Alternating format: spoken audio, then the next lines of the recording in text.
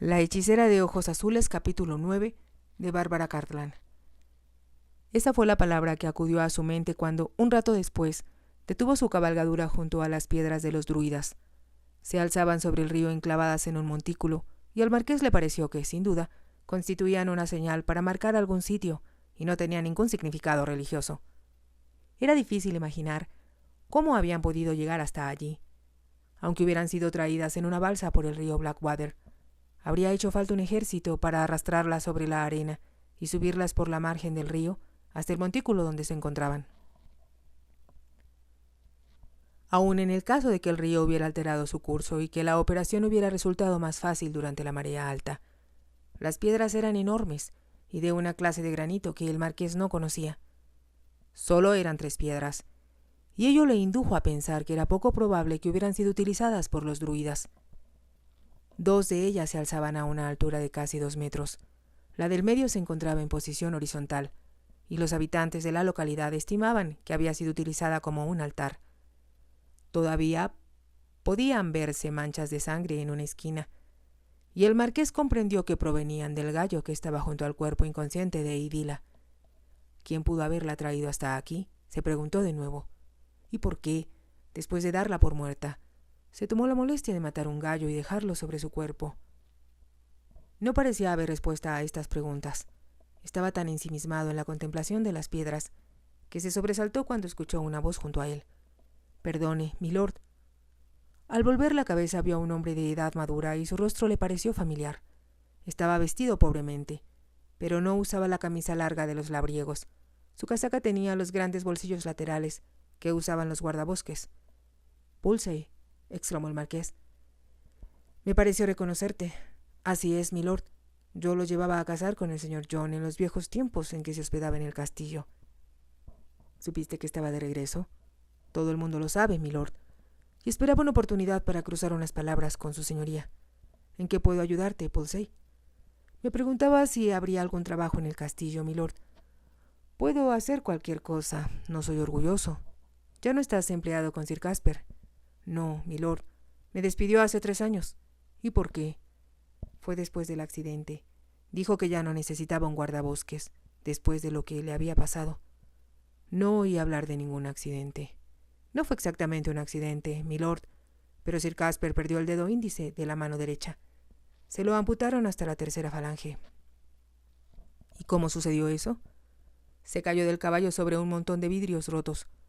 Pensó que solo había sido una cortada, pero se le infectó y los doctores en Chindsor dijeron que solo amputándole el dedo podría salvar el brazo». «Un incidente muy desafortunado». «Claro que sí, milord, pero algunas gentes dijeron que había sido brujería». «¿Brujería?», repitió el marqués con aspereza. «¿Cómo es eso?» «No debería andar repitiendo chismes, milord». «Estoy muy interesado. Dime lo que sucedió». El marqués tuvo la sensación de que Pulsey le estaba dirigiendo una advertencia velada al decir: «Sir Casper estaba enamorado de una joven que vivía en Lexington y que venía de la tierra de las brujas». El marqués se dijo que todas las conversaciones que sostenían en la región terminaban, de una manera o de otra, en el tema de la brujería. Prosigue. «Ella era una joven decente, aunque algunas gentes decían que su tía, con quien ella vivía, era una bruja». «¿Y qué sucedió?»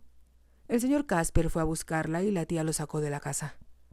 «Si le pones un dedo encima a mi sobrina», la oyeron decir los vecinos, «se te caerá el brazo y no podrás volver a usarlo jamás».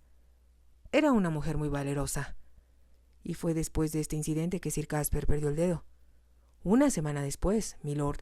La gente de estos lugares lo tomó como una advertencia, y creo que el señor Casper también». «¿Quieres decir que no se volvió a acercar a la joven?» «No, milord, pero la tomó con las brujas. Dicen que alentaba la persecución y que acusó a algunas viejas de estos lugares ante los magistrados para que se las llevaran a Chelmsford, a fin de investigarlas». El marqués escuchaba con mucha atención. Acababa de tener una idea que no se le había ocurrido antes. Permaneció silencioso unos momentos y después Pulsey dijo, algo avergonzado: «Espero no haber hecho mal en contarle estas cosas a milord. Usted vivió aquí cuando niño y sabe cómo hablan en las aldeas». «Bien lo sé», repuso el marqués con lentitud. «Ven mañana al castillo, Pulsey. Hablaré con el señor Clerk para ver si puede encontrarte algo que hacer. El rostro del hombre se iluminó. Allí estaré, milord, es muy bondadoso. Nunca me olvido de los amigos, Pulsey, y tú nos diste muy buenos ratos al señor John y a mí. Eso es cierto, milord. Recuerda aquella vez que mató 2 codornices de un tiro. Por supuesto, rió el marqués. Recordaron hazañas pasadas, como hacen los deportistas, tratando cada uno de probar la memoria del otro. Cuando el marqués regresó al castillo, una nueva idea, cada vez más relacionada con Caspar Trydle, iba tomando forma en su mente. Pero primero debía tratar que la cena con Idila fuera un éxito. Ordenó que decoraran la habitación con flores y escogió él mismo el menú. El marqués se tomó el mismo trabajo en vestirse que si hubiera ido a una cena en la casa Carton. Vestido con levita azul oscura y almidonada corbata blanca, era difícil imaginar a un hombre más atrayente. No llevaba joyas, según dictados de Beau Brummel, pero cuando entró en el saloncito que había usado su abuela, tenía en las manos un pequeño estuche de terciopelo. Idila lo estaba esperando, sentada en un chislong, con los pies cubiertos con una manta de satén. «Podrá cenar con milord», había dicho Nanny, «pero tendrá que descansar al mismo tiempo, o no me haré responsable de ella. Es demasiado pronto para que se levante, cuando su memoria está tan perdida. Como el del esposo de la señora Darwin, que zarpó a la mar hace 20 años y no se ha vuelto a saber de él». El marqués rió. «No le hará daño a tu paciente comer conmigo en vez de hacerlo sola en la cama. No la tendré despierta esta tarde, te lo prometo». Pensó que Nanny no parecía muy convencida, y añadió en el tono irónico que ella siempre encontraba irresistible: «Vamos, Nanny, no seas aguafiestas. Tú también fuiste joven y sabes tan bien como yo que, con su belleza, la señorita Idila debería estar recibiendo los brindis de los caballeros de St. James, en lugar de estar saboreando tus pociones de hierbas. Son mejores para ella, y también lo serían para usted, milord, que esos vinos que usted y su Alteza Real liban con tanta libertad». «¿Qué sabes de esas cosas, Nanny?», preguntó el marqués. «A menos que vueles en tu escoba para escuchar nuestras juergas por la chimenea o te conviertas en una mosca». «No siga con esas cosas, milord», había contestado Nanny. «Si sigue hablando así, los demás sirvientes se negarán a obedecer mis órdenes. Ya es suficiente con que los más jóvenes corran a esconderse cuando me ven llegar». «Deberé afirmar categóricamente, de una vez por todas, que si eres una bruja», había bromeado el marqués. «Las brujas no existen», había contestado Nanny, «y la verdad es que esta pobre niña es más un ángel que una bruja». Idila, más adorable que nunca, había estrenado un vestido de gasa bordado con plata que relucía con cada movimiento de su cuerpo, y el marqués pensó que parecía estar vestida con rayos de luna. Teniendo en cuenta la importancia de la ocasión, Nanny le había permitido recogerse el cabello sobre la nuca en vez de peinárselo sobre la cabeza. El moño, sin embargo, le sentaba muy bien. Su rostro parecía más pequeño y espiritual que cuando lo enmarcaban sus abundantes rizos oscuros. Los ojos de ella, que brillaban excitados cuando él se acercó, le parecieron al marqués del color de la capa de la Madonna. «Está espléndido», exclamó ella con espontaneidad cuando él llegó a su lado. «Se viste así cuando va a cenar con su Alteza Real». «A veces añado unas cuantas condecoraciones», replicó el marqués. «Entonces tengo casi tanto brillo como el que tendrá usted cuando se ponga lo que le he traído». El marqués le alargó el estuche y ella, tomándolo, lo miró al preguntar: «¿Qué es?». «Lo que me pidió», contestó el marqués. «Una cruz». Idila abrió el estuche y lanzó una exclamación de sorpresa. Entre las joyas de su abuela, algunas de las cuales habían permanecido en el castillo después de la muerte de la anciana, el marqués había encontrado una cruz. Estaba engarzada con grandes diamantes y podía usarse colgada del cuello con una cadena que tenía pequeñas perlas intercaladas. Era una hermosa joya y, como el marqués esperaba, Idila la contempló embelesada antes de decir con voz baja: «No puedo aceptarla. Es demasiado grandiosa y muy costosa. Es una cruz, Idila, y la única que pude encontrar en este momento. Perteneció a mi abuela, y estoy seguro de que a ella le hubiera gustado que usted la usara». Idila vaciló unos momentos y luego preguntó: «¿Puedo tenerla como un préstamo? Cuando me vaya, se la devolveré. Podemos convenir en que la usará hasta que ya no la necesite. Déjeme ponérsela». El marqués se sentó en el borde del diván. Tomó la cruz del estuche, abrió el broche de la cadena y la sostuvo con ambas manos para rodear el cuello de Idila. Ella inclinó la cabeza para que él pudiera abrocharla, y después tomó la cruz con una mano y la observó. «Es preciosa, la más bella joya que he visto nunca», exclamó. «Se lo agradezco mucho más de lo que pudiera expresarle. Sé que ahora me sentiré segura. Gracias». Alzó el rostro hacia él y el marqués comprendió que intentaba besarle la mejilla en un espontáneo gesto infantil. Él no se movió y sintió los labios suaves y tibios sobre su piel, experimentando una extraña sensación que no acertó a definir. Cuando la puerta se abrió y entraron los lacayos, trayendo los primeros platos de la cena, el marqués se puso de pie. La mesa estaba puesta enfrente del diván y Newman había cuidado de que tuviera la altura requerida. Junto a la mesa había un cubo de plata donde se enfriaban varias botellas de vino. Las velas descansaban en candelabros de oro y pequeñas orquídeas blancas decoraban la mesa. El marqués se sentó en una cómoda silla de respaldo alto. «Me gustan las orquídeas», comentó Idila, «pero no tienen aroma». Cuando le abroché la cruz sobre su cuello, indicó el marqués. Noté que sus cabellos tenían la fragancia de los lirios del valle. «Mi flor favorita», declaró Idila, y Nani destiló un poco de su perfume para mí. Sonrió al añadir con timidez. «Me alegro tanto de que le gustara, pero sentí como si fuera una crueldad arrancar esas hermosas flores». «Creo que dieron gustosas la vida por usted», señaló él en voz baja, y ella se ruborizó. La cena estuvo deliciosa. Idila solo comió pequeñas porciones de cada guiso y apenas probó el vino, pero el marqués sabía que estaba disfrutando de ese momento. «Aunque he perdido la memoria», dijo ella, «estoy segura de que esta es la primera vez que he disfrutado de una cena tan deliciosa, con alguien tan distinguido». «¿Estás segura de eso?» «Estoy completamente segura de que no he conocido a nadie como usted», contestó Idila. Había hablado con naturalidad, pero sus ojos azules encontraron los del marqués y, de súbito, algo sucedió entre ellos. Ninguno de los dos hubiera podido explicarlo, pero una fuerza invisible les impedía apartar la mirada y se quedaron sin habla. Habían estado bromeando y discutiendo varios asuntos, pero, de pronto, todas las palabras parecieron superfluas.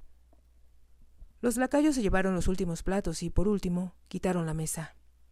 Newman trajo un sillón y lo colocó junto al diván donde se encontraba Idila. Después colocó en una mesita lateral una licorera de cristal cortado y se retiró de la habitación.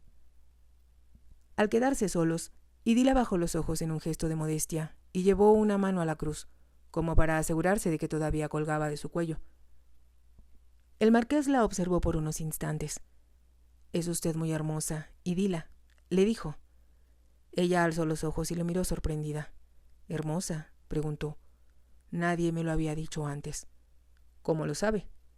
«Si lo hubieran hecho, estoy segura de que lo recordaría. Es tan importante, muy importante, que usted piense que soy hermosa». «¿Por qué?», preguntó el marqués. La pregunta pareció confundirla. «Ha sido tan bondadoso», murmuró ella. «Me ha regalado hermosos vestidos y me ha prestado esta cruz de diamantes». Hizo una pausa y, como si pensara que lo que había dicho no era suficiente, añadió: «También me salvó de morir y me trajo a su casa». Se hizo el silencio y después de unos instantes, Idila agregó: «Nani me ha contado sobre la gente importante que conoce en Londres y de las bellas damas que lo acompañan, y yo no quisiera desilusionarlo». «¿Qué diría si le asegurara que no solo no estoy desilusionado, sino que nunca he cenado con una mujer tan encantadora como usted?» Los ojos de Idila titilaron como estrellas. «¿De verdad lo cree?», con toda sinceridad. El marqués asentó su copa de coñac en la mesita y se levantó para sentarse, como lo había hecho antes, en una esquina del diván. El mueble era muy ancho y, como ella era muy delgada, había suficiente espacio para los dos. Se encontraba muy cerca de él y él la vio estremecerse, aunque estaba seguro de que no había sido por temor. Antes de la cena, empezó a decir con voz grave: «Cuando le di la cruz de diamantes, usted me besó en la mejilla en señal de agradecimiento. Yo también quiero agradecerle, Idila», una de las noches más encantadoras que he disfrutado nunca. ¿Me permite hacerlo? Él se acercó un poco más a ella y, como no obtuvo respuesta, le pasó su brazo por la espalda y la atrajo hacia sí. Por unos instantes se miró en los ojos azules y después buscó su boca. Fue un delicado beso, porque el marqués temía asustarla. Los labios de ella eran suaves y dulces como los pétalos de una rosa, y tan inmaculados como esa flor. Su inocencia tenía un encanto inefable que el marqués no había conocido antes. Se separó de ella y la recostó suavemente contra los cojines. Ella lo miró y sus ojos parecían haber capturado la suavidad y el misterio de la luna. Siempre creí que un beso debería ser así, murmuró. ¿Cómo qué? Tan perfecto, como volar hacia el cielo o como una plegaria. ¿Una plegaria?, preguntó el marqués intrigado. Algunas veces, mientras estoy rezando, explicó Idila, siento como si estuviera con los ángeles. Puedo oírlos cantar y participo de su embeleso, y eso fue lo que sentí cuando me besó. El marqués contuvo el aliento. Le tomó la mano y la besó en el dorso y, volteándola después, dejó que sus labios se recrearan en la suavidad de la palma. Hay tantas cosas que tenemos que decirnos, Idila, pero esta noche no. No deseo agotarla. Quiero que vaya a dormir pensando en el beso que nos hemos dado y en la cruz que pende de su cuello para alejar sus temores. Le besó de nuevo la mano y después se puso de pie. Buenas noches, Idila, musitó. La bautizaron correctamente. Usted es la perfección misma. El tono de su voz hizo vibrar a Idila, como si se tratara de una música celestial, y cuando él salió de la habitación, la nodriza entró presurosa, como una tromba en medio del mar. Ya son las 9:30, dijo, y hora de que estuviera en la cama. Le pedí a su señoría que no la desvelara. Si mañana se siente cansada, no me eche la culpa a mí. Idila no contestó, solo sabía, mientras Nani la ayudaba a desvestirse, parloteando todo el tiempo, que su felicidad solo podía proceder del mismo cielo. El marqués se despertó y comprendió que solo había dormido un rato después de haber permanecido despierto mucho tiempo. Se había ido a la cama antes de la medianoche, porque sabía que su valet lo estaría esperando. Aunque no solía preocuparse por los sentimientos de sus sirvientes, pensó que Harris debería de estar cansado. Era una noche cálida y las ventanas de su dormitorio estaban abiertas. Había estado recostado sintiendo la brisa que penetraba a través de las cortinas y comparó su suavidad a la de los labios de Idila. La dulzura que sintió en el alma al besarla era muy diferente a cuanto había experimentado hasta entonces. Sería difícil contar cuántas mujeres había besado en su vida, y ahora se levantaba ante él la acusadora certeza de que la mayoría de los besos que había dado y recibido no significaban absolutamente nada, ni siquiera podía recordarlos. Al rememorar su pasado descubrió, consternado, que muy pocas mujeres, al alejarse de su vida, habían dejado un recuerdo duradero.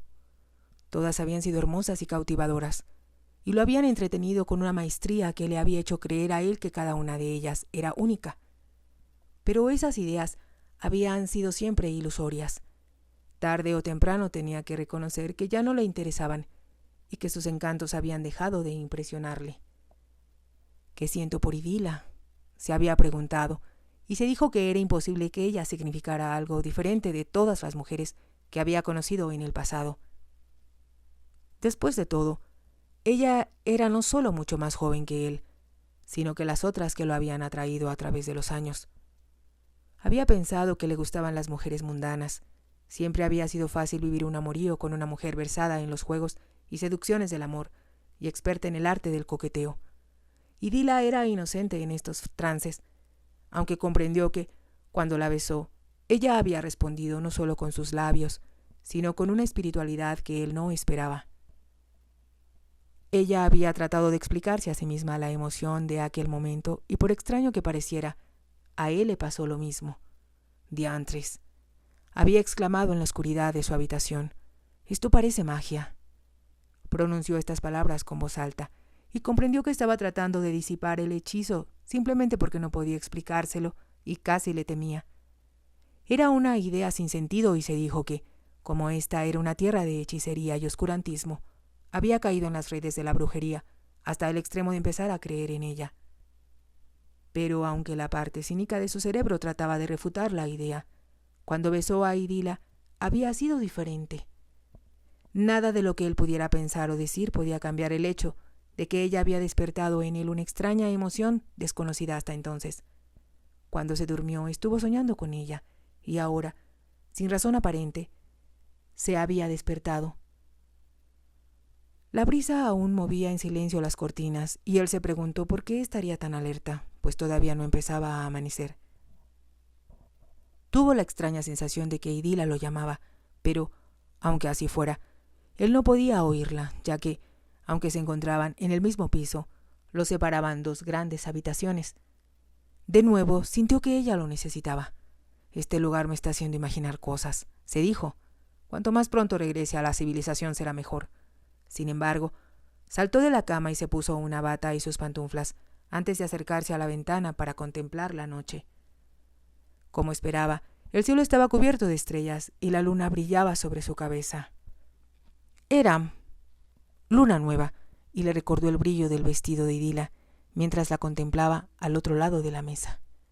Si te ha gustado, te invito a que te suscribas, a que me regales un me gusta y actives la campanita para que puedas seguir escuchando esta historia y muchas más. Gracias.